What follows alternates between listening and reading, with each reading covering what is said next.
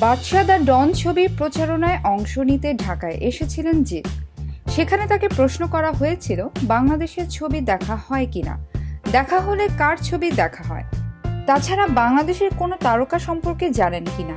জিৎ এসব প্রশ্নের উত্তরে জানালেন, বাংলাদেশের ছবি খুব একটা দেখা হয়নি, তবে নায়ক মান্নার কিছু কাজ দেখেছেন।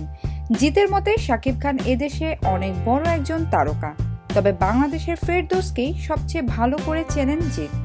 দুজনের মধ্যে ভালো বন্ধুত্বের সম্পর্ক রয়েছে, এমনকি নায়ক ফেরদৌস জিতের খুবই প্রিয় একজন অভিনেতা। উল্লেখ্য, জিতের বাদশা দ্য ডন ছবিতে নায়ক ফেরদৌসও অভিনয় করেছেন।